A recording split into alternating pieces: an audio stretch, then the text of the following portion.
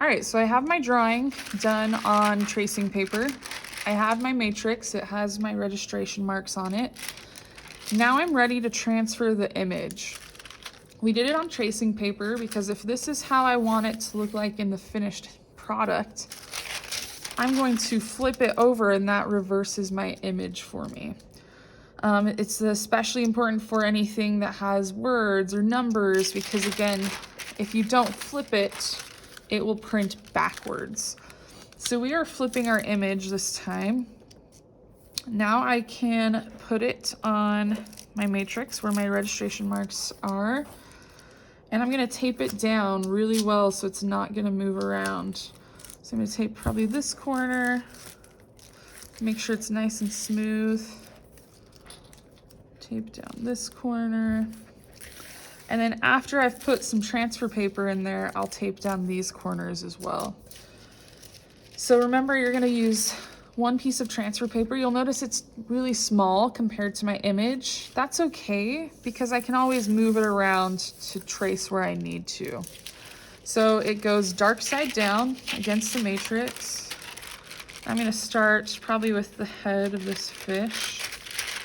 So make sure it's under there.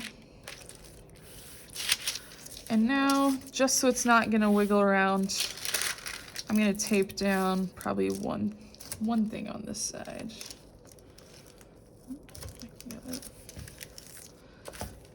So my image isn't gonna move around on me. Now I can go through with pen or pencil and trace my line work, really similar to how we did on the self-portrait.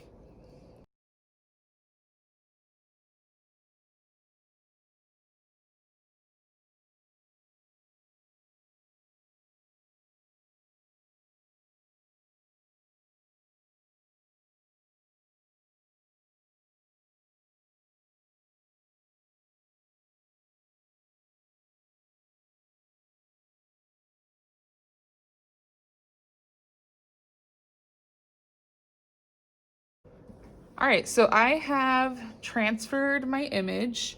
You'll notice that the image I transferred is really, really bare bones compared to what my final print is going to be. I personally like to just trace the major lines, which you can see here in blue. The reason I do that is because I know I'm going to have to go over these lines in Sharpie.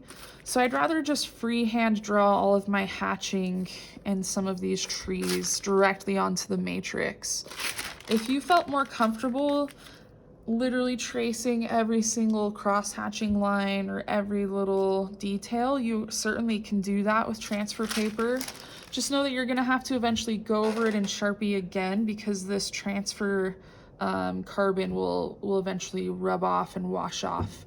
And we're gonna be washing our matrix in between carving it this time.